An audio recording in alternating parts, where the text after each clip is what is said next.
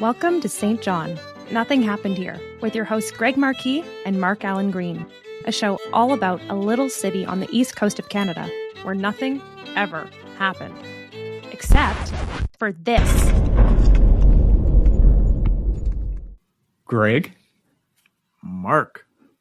We're just slightly past midway of season number 1 of the podcast. And do you know what that means? Do we get a pay raise? No, we do not get pay raise. Okay. Sorry, Greg. If Yep. those were your expectations. But it means actually 2 things. Okay. One thing, we have to make a decision if we are going to get picked up for season number 2. So, Greg, would you like to do season number 2? Yeah, I think I would. Okay. I wouldn't mind doing season number 2. But guess Good. what, Greg? It's not our choice. Okay. The choice is with the listeners. So if you want us to come back for season number 2, there's a few ways you can let us know. One of the best ways is to go on Apple Podcast or Spotify and give us a 5-star rating. That would be a big vote to come back for season number 2. The other thing is drop us a line by email, post or send us a message on Facebook. And one other thing is, if you enjoy the podcast and you know other people who may enjoy the podcast and learning about St. John history, let them know about the podcast. So that's the one thing that mid-season means, but it means another thing too, Greg. And if this were a 1980s sitcom, it would mean it's time for a recap episode. So guess what? We're doing a recap episode. Great. Welcome to the podcast, everyone. I'm Mark. Over there, that's Greg. Now, this is the time of the show I like the most. I play the game, What is Greg Drinking Today? And I think he might be sipping on an Irish coffee. If only. If only. And over there, sipping some eggnog is Greg, something from the Big Tie Brewing Company. Right. Yes. They do have a seasonal brew. It's a Benedict Arnold Special Bitter. Ah! Yep. And what's the tagline again on that? The tagline is, "It won't betray you." And over there, sipping a pre-flight cocktail is Greg. And over there is Greg. I think he's sipping a in-flight cocktail right now.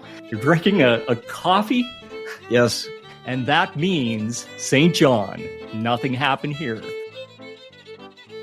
Awesome. So we get to talk about the podcast. Let's start where Right. it all began, where we hatched the idea. Do you remember back, Greg? I think it was in a bar in uptown St. John. Some of the best things are done in a bar. Yeah. It was at Pickeroons. Right.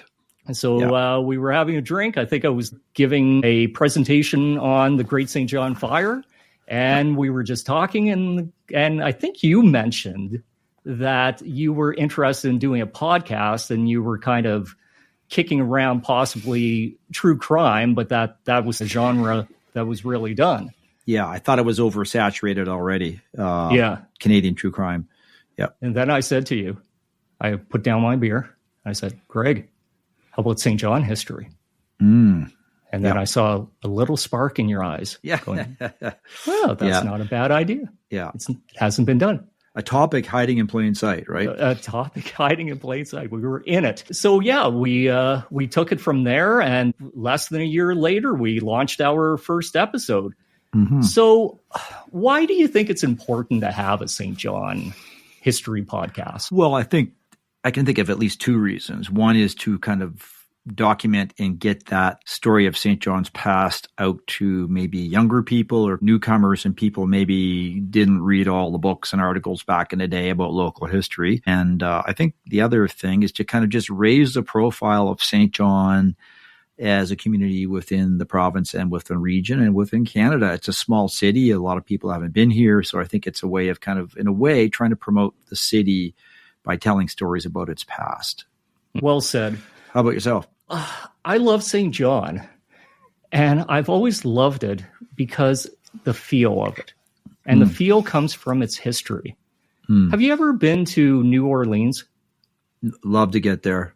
I've been there once, and it is all pageantry.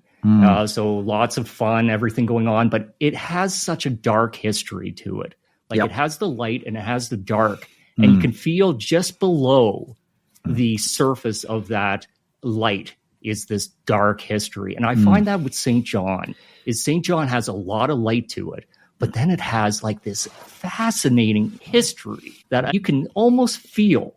So I wanted to convey that, my feelings of St. John and why I find this just to be the greatest city that I ever lived in. I've lived in a lot. It's very special to me. So I wanted to bring that to other people who lived in St. John so they can know the history, and other people who may not have ever been to St. John. Right. Now, I'll ask you this.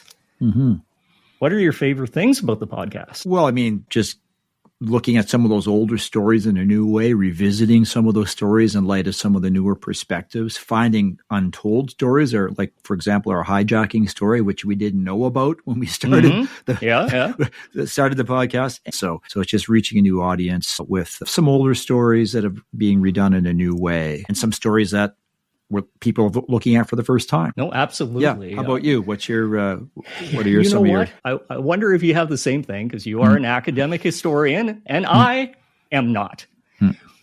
But I learn something every episode. There's something completely new that I had no idea about.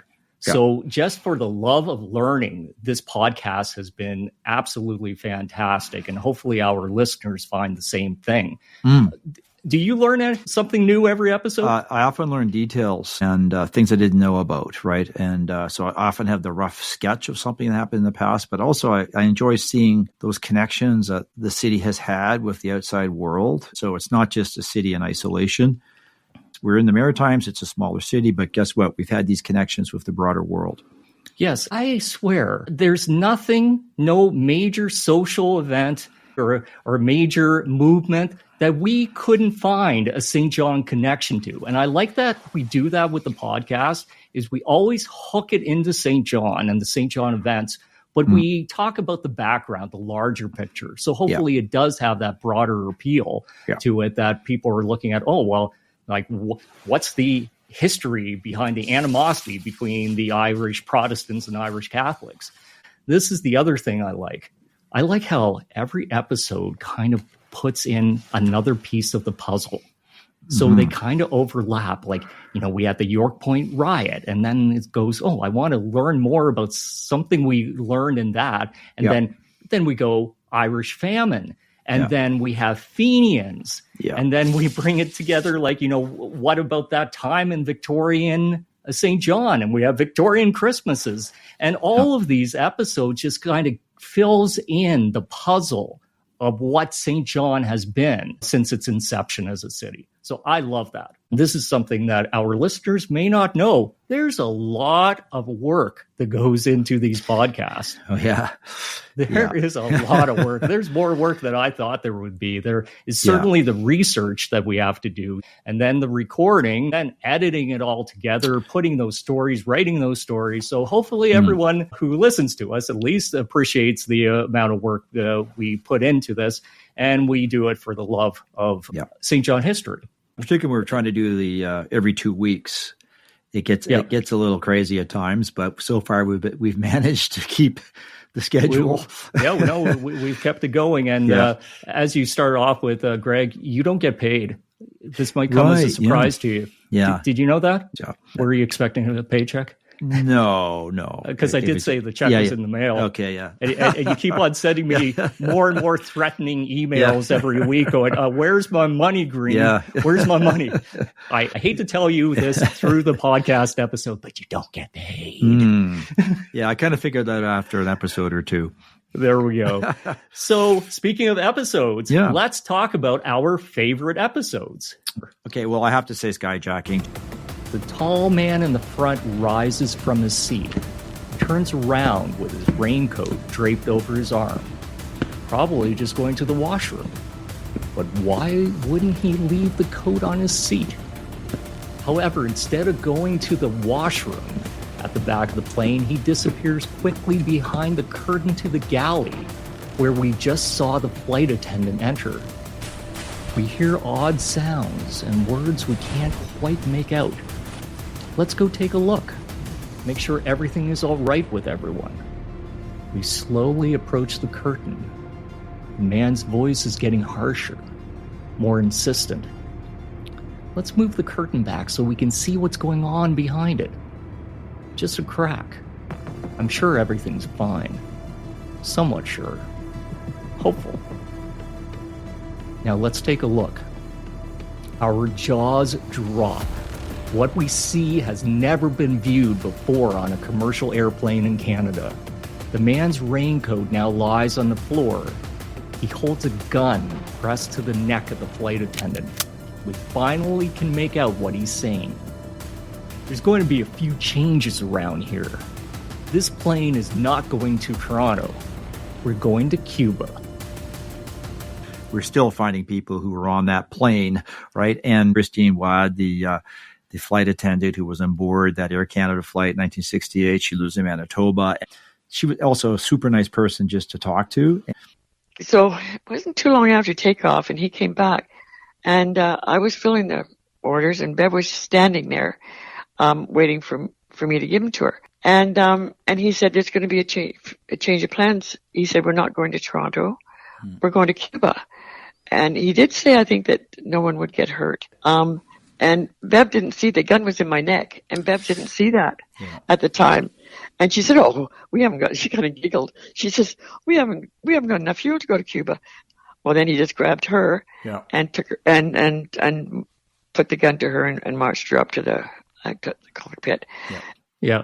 That was a crazy story. Yeah. Like how it started off with that bank robbery in Texas and somehow got to the St. John airport and the first skyjacking in Canadian history. Yeah. It still blows my mind that happened. Yeah. It almost reads like a movie script. Yeah. And a lot of unknown questions which we raise. And ultimately, a lot of those details will never be known, probably. Well, maybe they will, because as you said, we're starting to uncover even more since we've done that podcast episode, such as we located through a listener the co-pilot. That's right. Robert Bromley. So remember in our episode, we were going, oh, I wish we knew what was happening in the cockpit. Yeah.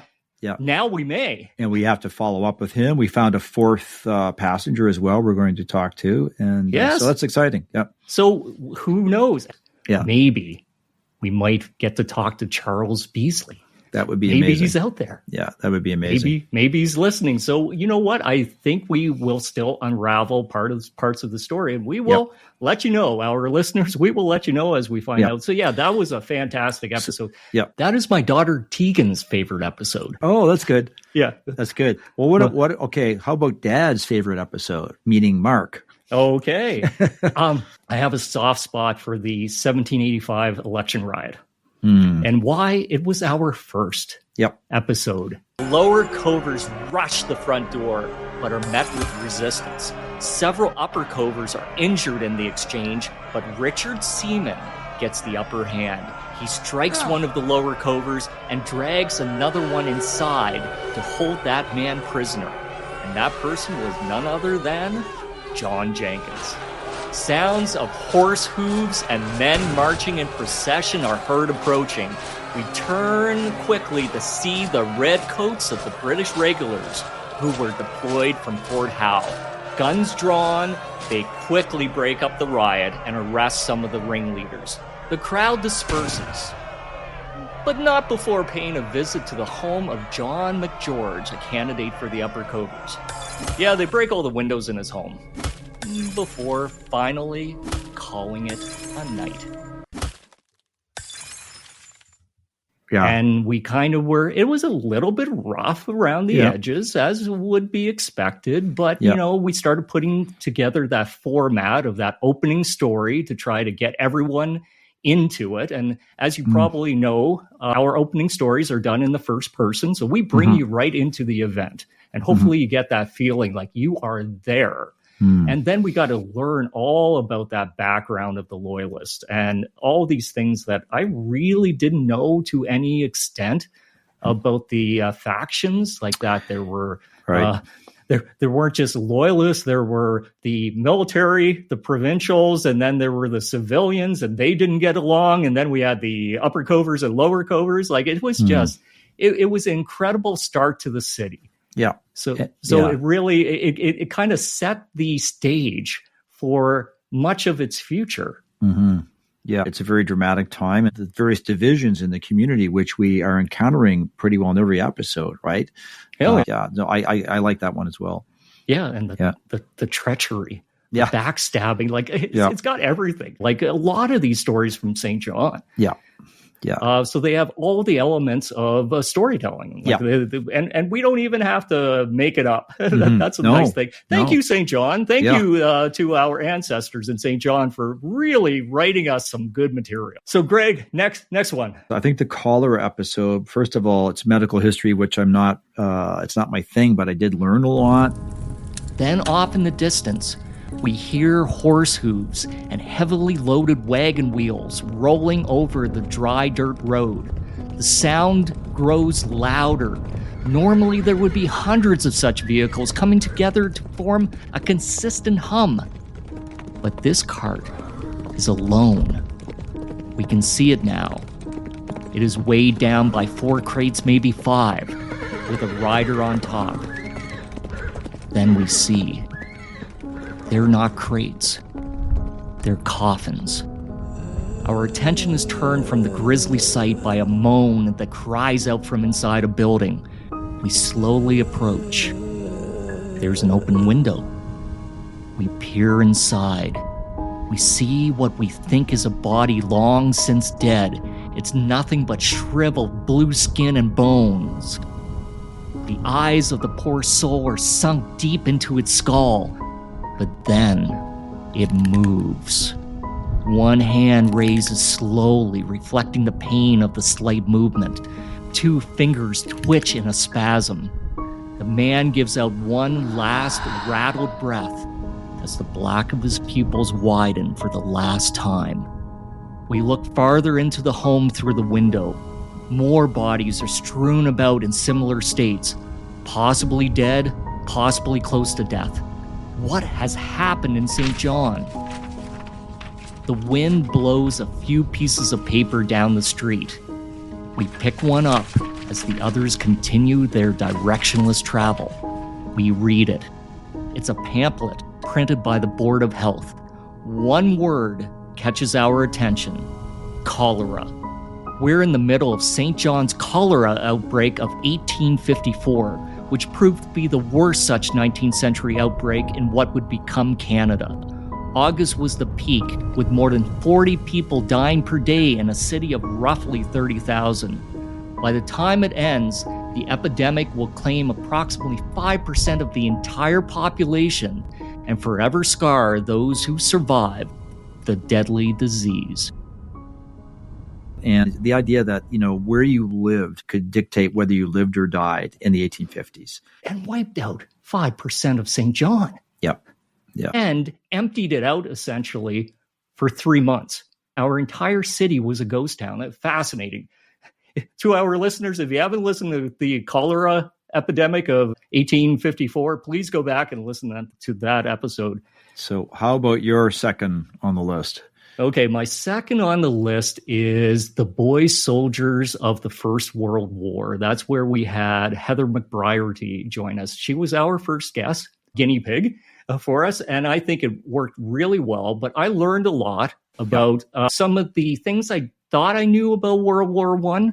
And this is the thing that really got me with that episode, is that opening story with Walter Ham. And I'll tell you this. This is the only time that this has happened.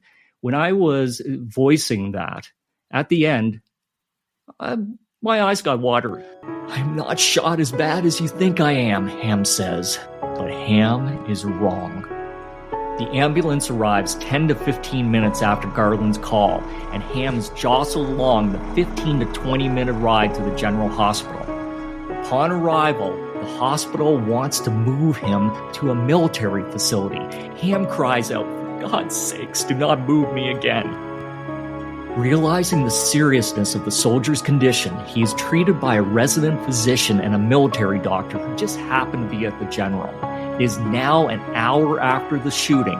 In excruciating pain, Ham is adamant to relieve his friend Arsenault of any wrongdoing by saying, "It is not his fault. This will prove to be his last words. Lance Corporal Walter Scott Ham dies at 1:05 a.m. on July 5th, 1917. He is 18 years old and had enlisted at the age of 17.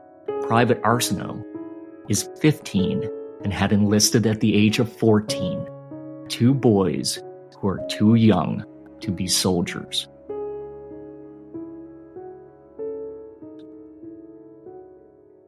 Yeah. Like, that was a sad, sad tale. Yes.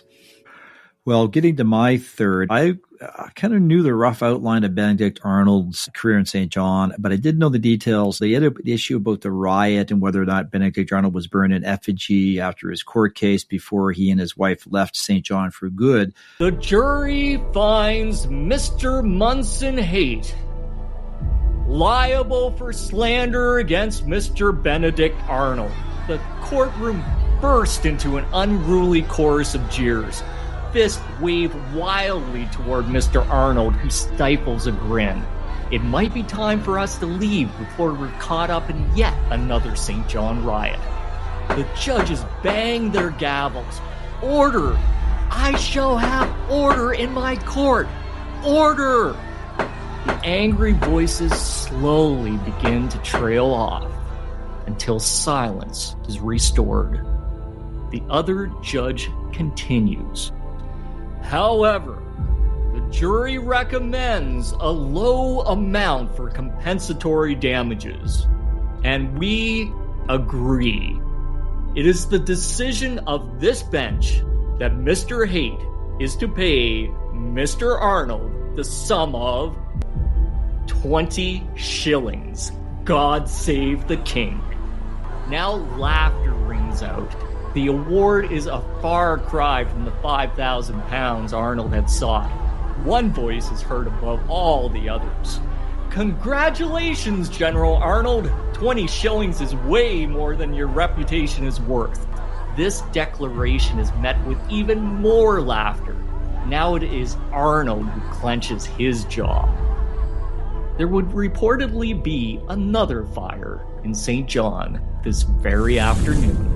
Benedict Arnold is burned in effigy in front of his home, followed by, you guessed it, a riot.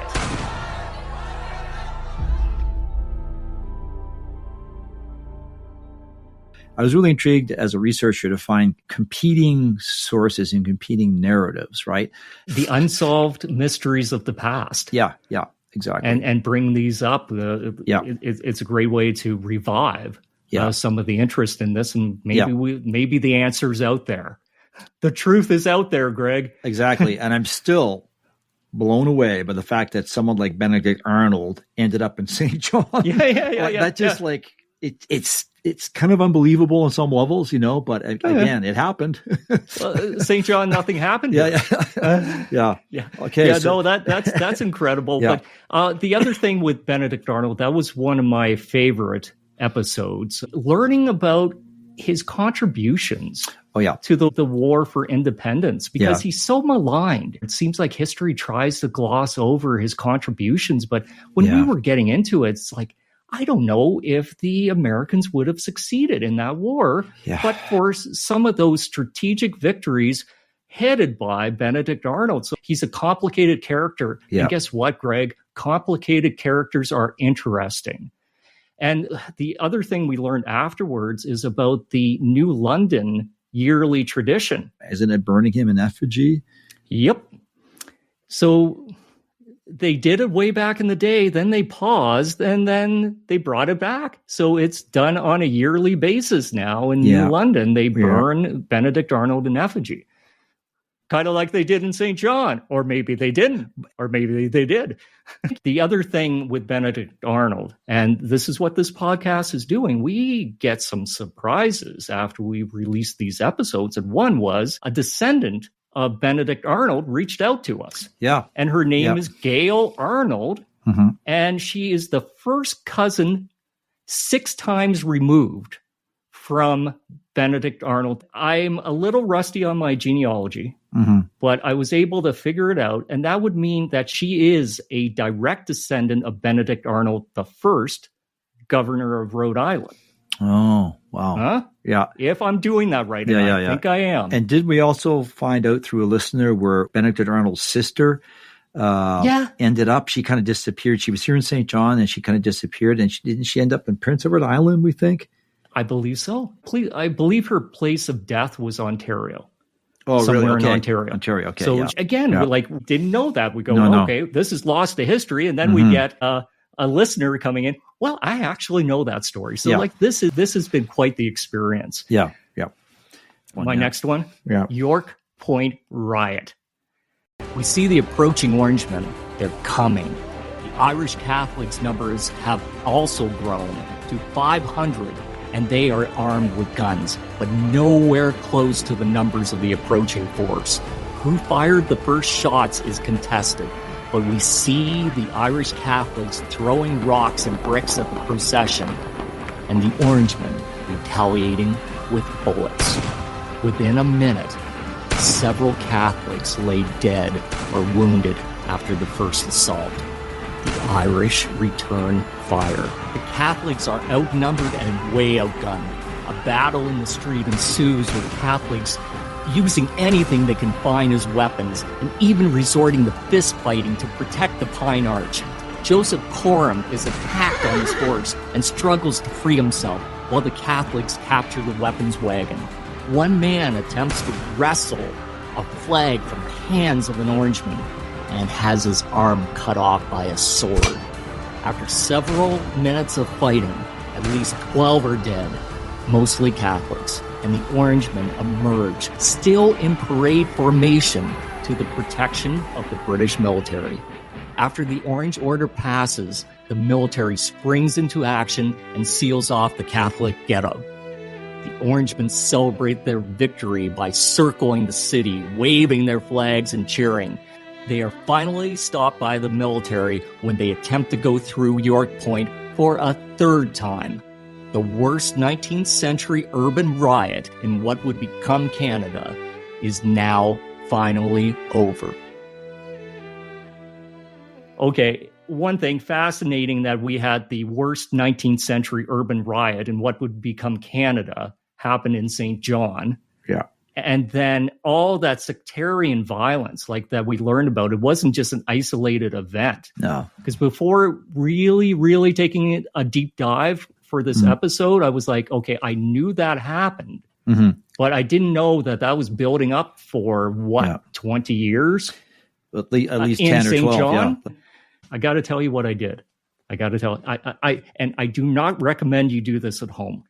But as you know, Greg, one of the facts I found so fascinating about prior to the Irish famine, the majority of the population in Ireland subsisted on only eating potatoes. And it was 14 pounds of potatoes per day for the adult man, 11 pounds for a woman, 5 pounds for a small child, with a little bit of buttermilk for vitamin A. Guess what I did last weekend? You tried to eat 14 pounds? I tried to do it. I tried to do it. I told the family I'm going to do it. I'm going to try and see, because I really find that sometimes you have to experience it, right? Yeah. Just experience. And that was just doing it for one day. Yeah. But I'll tell you how it went. Not well. No. Okay. I got through. Oh, well, one thing, I went with the white potatoes to try to be as authentic as possible, boiled. And this is what I learned is in Ireland, they actually parboiled the potatoes, which means that they cooked it on the outside, left it raw in the middle, because that would give them longer energy, because it would take longer to digest in their system. I didn't do that. Yeah. I did it. That I got to 3.5 pounds and I just could not take another bite in that day. And especially I shouldn't have chased it with buttermilk. I probably should have started off with buttermilk, because that didn't help. But this is what I learned from this experience is one thing, my stomach is not used to a potato-only diet, and it Right. started rebelling. Remember that fact we learned in the Irish famine episode, Yeah. is they tried to help out the Irish people by bringing in corn. Cornmeal, and it didn't work. No. It didn't work because their systems could not handle it. Yeah. It made things worse. So like, Yeah. I got a taste of that. So like, this is what I took away from that, is be appreciative that we Yeah. don't have a food scarcity where we are. And this has helped with my feelings on this argument every night. Yeah. What's for dinner? Yeah. Okay. Now I appreciate what Don't- that means, is that we don't actually worry. have a choice. Yeah, That yeah. we can have that argument. We Yeah. have a choice. And a lot of people in the world today do not have that No, choice. no. So now my next one is the streets. Getting into like trying to find who were some of these people after whom streets were named, and some of them were pretty dodgy characters, even by the standards of the day. Oh, And they that were. That got me thinking. And you know, half my favorite scoundrel was actually Admiral Rodney, and I just thought, my God, he's a bit of a scallywag, right?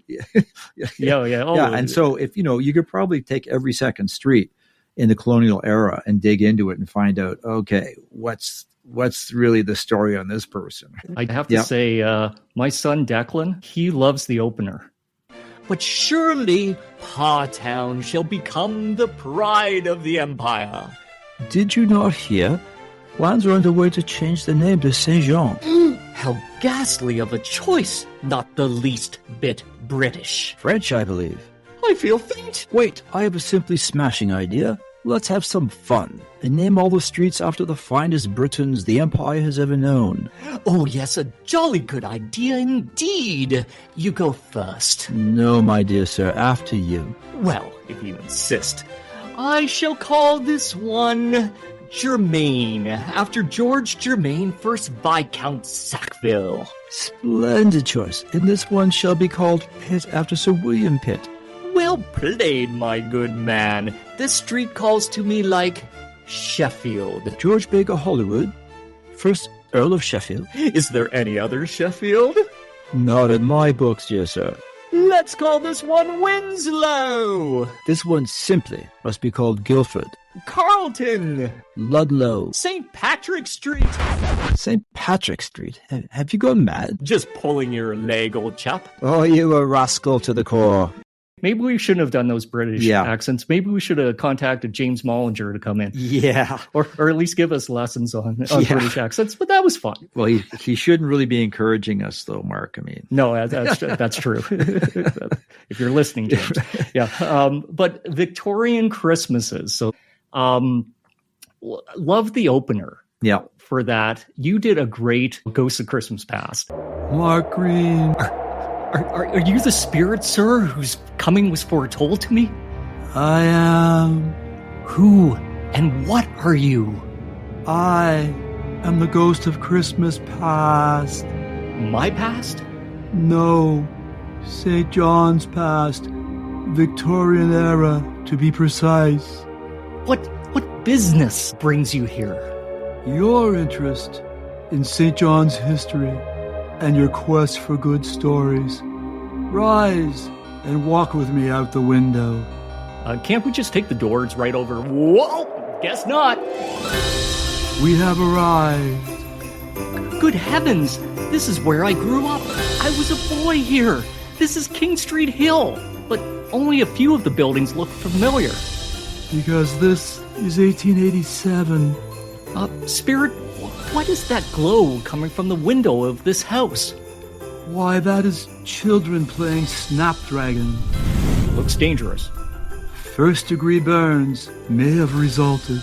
Yeah, that was a fun one. I learned so much about the origins of our current Christmas celebrations. Yeah. And then put on the Victorian spin Yeah. of how dangerous it was. Yes. A lot of fire, a lot of alcohol. Yeah. And then the final part of it was the interview with David Goss. Oh, yeah.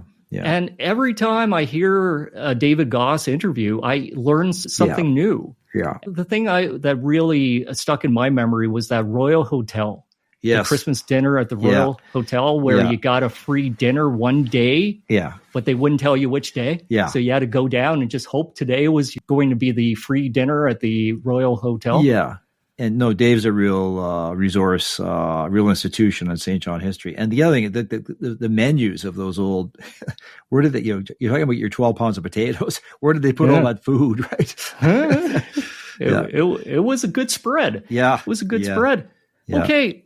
Those were our favorite episodes. And listeners, you can tell us through Facebook and other means which episodes were your favorite. We'd love to hear about that. But let's talk about episodes we would like to do or topics we would like to cover. Yeah. So that is if we get the green light for season 2, we still have a few more to do this season, but we're thinking about season 2. Do you want to start with your, say, top 5? Okay. War of 1812, the St. John Privateers. Yeah. I want to do that. That kind of a bit of a dark history. Yes. Yeah. In St. John. I won't spoil it. No. That's one I want to cover. I want to cover the St. John River Campaign, 1759. That was the expulsion of the Acadians in the New Brunswick area, and that was launched from St. John. Yeah, and it's a dark chapter which has been reviewed in recent years by Fredericton Regional Museum and others, and it is one of the more sensitive ones when we get to that, but it's an important story to tell. It is an important story. Can't gloss over that history. Yeah. Raid on St. John, 1775, where privateers attacked St. John. Now, these were from our friends in Maine? Yes. Yeah, okay. So, fascinating story. The Chesapeake Affair of 1863 to give us a little Civil War flavor. Yeah, Chesapeake Pirates. It's very colorful. But how did that happen in a place where nothing ever happened? Yeah. Okay. Yeah. And I would love to do more true crime. Yeah. There are certainly a lot of stories that can be told and retold. Anything hit you as one you'd like to do in first order if we were doing one of those? Or Noel Winters. Yeah. Because that's my young days. Yeah. Hearing about Noel Winters. Yes. So I think there's a lot to unpack there. Yeah. That's from the 1980s. And it still is a very visceral story all these years later. Multiple murderer. And I would say for locals in the St. John area, it's still a very top story. Okay, Greg. Tell me what you have. Well, these are some ones I have personal interest in. The Brooklyn sports car that was manufactured. They just had the anniversary of that last year. It was a cool going car, looked like a DeLorean. A fairly epic story. The Jervis Bay was a British armed merchant cruiser during World War II. It wasn't from St. John, but had a connection with St. John through the dry dock, and there might have been a few St. John sailors.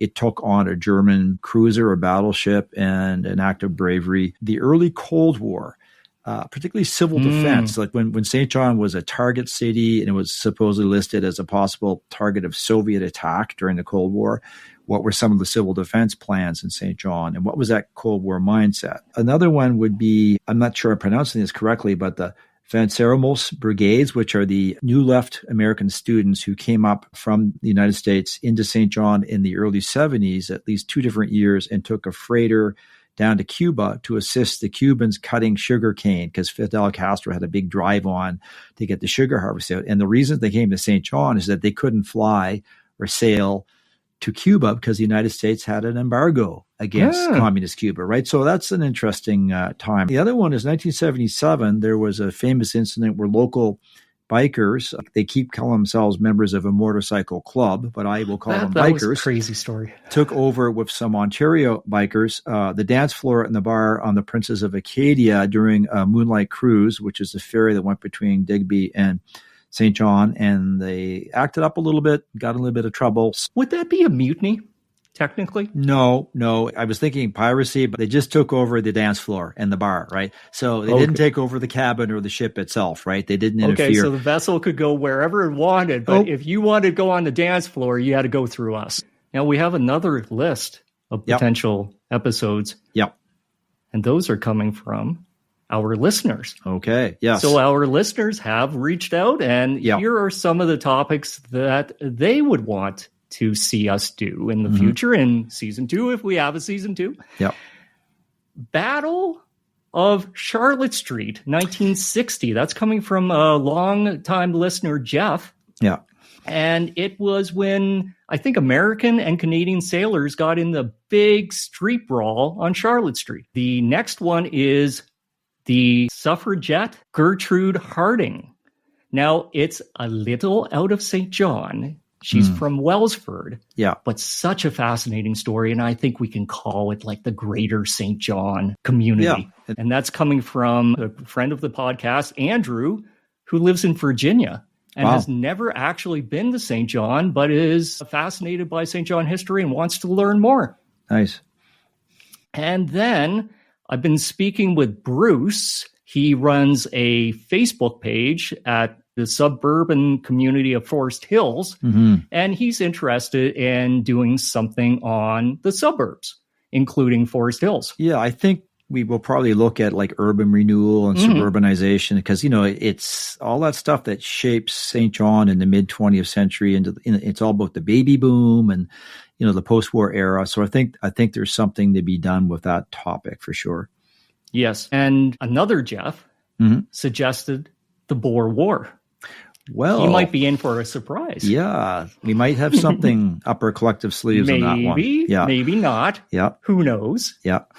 Yeah. Yeah. Okay. Well, those are our potential episodes. Now, just a couple of things I want to talk about is St. John bucket list. Do you have a St. John bucket list? Are there things that you want to do in St. John and you haven't done? Wow. I grew up here and I moved back and I've lived in the area for 25 years.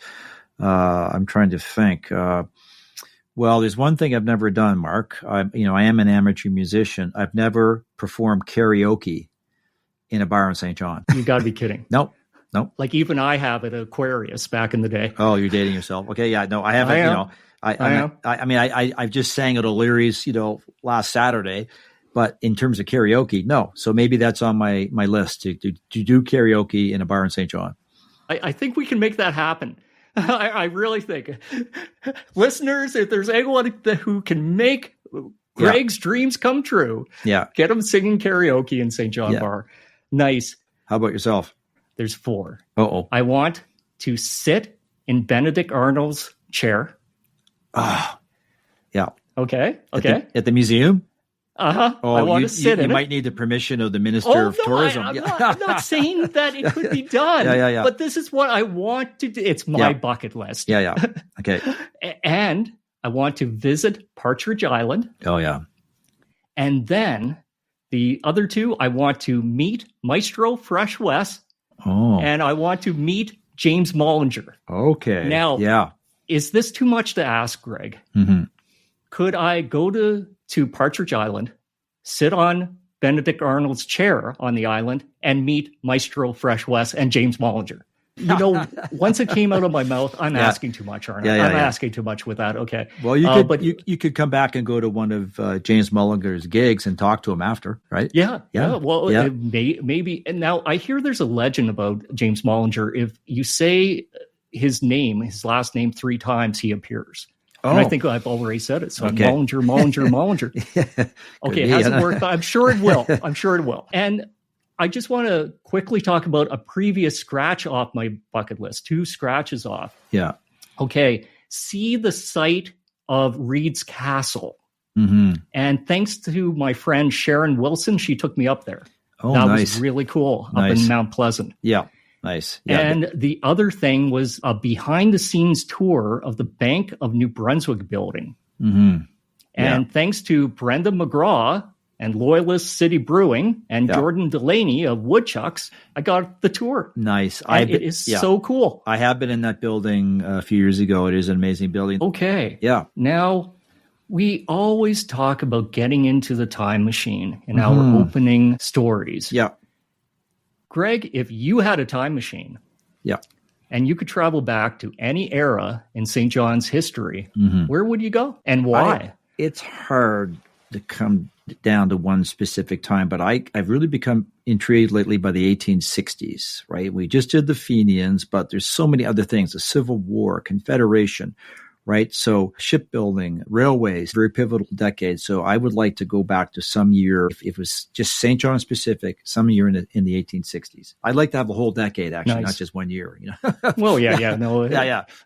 Who's getting greedy now? Yeah, exactly. Yeah. Okay, come on. Now, how about yourself? I think I know, but how about Well, yourself? okay, so here's the, and probably not what you think. Okay. I like the 1860s because I would love to see pre-fire St. John. Yes, exactly. Like Yeah. that would be Yeah. incredible in and of itself. But here is what I decided upon, and I went back and forth. Trust me on this one. Yeah. 1813. Early St. John at the height of the war of 1812, Mhm. when there would have been privateers bringing in big, fat American prize vessels Mhm. into the port Yeah. to claim their prize. Like just Yeah. watching those things come in. Yeah. And the other thing, we don't have a good picture, really, of what St. John looked like back Yeah. then. That's right. I wanna see it. Yeah, that's right. It seems to be an under-researched period is sort of like from the 1790s to about the 1820s. So Mhm. you're smack dab in the middle there, right? Like there's a lot we need to learn about the community for that period. And we Yeah. need a time machine. Yeah. Huh? That's Okay, right. one other question on this. If there was an event you could go back to and Mhm. change it, Ooh. what would it be? Would there be one? Well, remember that Ray Bradbury story we read in high Uh-huh. school? Don't step off the path. Don't step off the path. Yeah, you hear the dinosaur. Boy, change it. Wow, you think you'd want to change something tragic that happened? Like say the collision of the pilot boat with the ship offshore in the late 50s, where several men drowned, or like the jail fire in the 1970s. If somehow you could stop that fire from happening, because it was almost 20 people. Not to be a downer sort of guy, but I think it would be something where maybe I could save people from injury or worse, right? But again, that's my shtick, right? How about yourself? Well, you know what I'm going to say. Mm. Okay. Mm. Going back to June the 20th, Mm. 1877, Okay. to stop the Great St. John Fire Well, from happening. yeah, but then you wouldn't have your book. Okay. but here's the other thing is, well, it would have, or would I, Oh. because of the time traveler's paradox. Yeah. So since we know on this timeline it happened, if Mhm. I were to go back in time, try to stop it, I would start the fire. My moves would have had to start the fire. okay. Then I would have to amend my book. And that would be quite embarrassing, having to write a chapter on how I started the St. John Fire. Do you know what I mean? But that's it. That's our recap show. So we are going to have to make a decision. And we Mhm. heard a lot now. And listeners, you've heard a lot about what season 2 could have in store. And there might be more proof, Greg, that St. John, nothing happened here. True but sad. Mhm. And that brings us to the end of the podcast. And again, proof. St. John, nothing happened here. Situation like the Irish famine. Yeah. And with that, and proof once again, St. John, nothing happened here. Try something different with Benedict Arnold's legacy. Possibly. Now, is there such thing as an apology statue that we could put up and go, so sorry from the people of St. John that we gave you such a hard time. And we stole your stuff as soon as you arrived. We didn't pay our debts, and we drove you out of town in some sort of riot, maybe burned you in effigy. So sorry. Here's a statue. That is the podcast, and proof once again, St. John, nothing happened here. Show your self-compassion and know for those who love you, all they want and all they need is you. And that is the podcast, and proof once again, St. John, nothing happened here. Yeah. So I'd say, Greg, the golden age of skyjacking ended in 1973, but it began in 1968 in a small airport in St. John, New Brunswick. And that is the podcast. And Greg, this is becoming harder to say every time, but proof, once again, St. John, nothing happened here. 1914 Street, railway strike. Last and largest act of social violence in St. John. And that is the podcast. And Greg, Thomas, proof once again, St. John, nothing happened here. A 100-year struggle for the vote, led in New Brunswick by a group of determined women from St. John. And that is the podcast. And proof once again, St. John, nothing happened here. So Fenian Scare of 1865-1866, and the fear it brought to St. John, and the response of St. John, and the greater response to Confederation. And that is the podcast. And proof, once again, St. John, nothing happened here.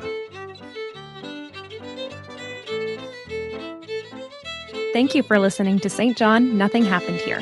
To learn more, join us at www.nothinghappenedhere.ca or connect with us on Facebook. Other means of communication include, but are not limited to, telegrams, smoke signals, and carrier pigeons. However you want to reach us, we want to hear from you.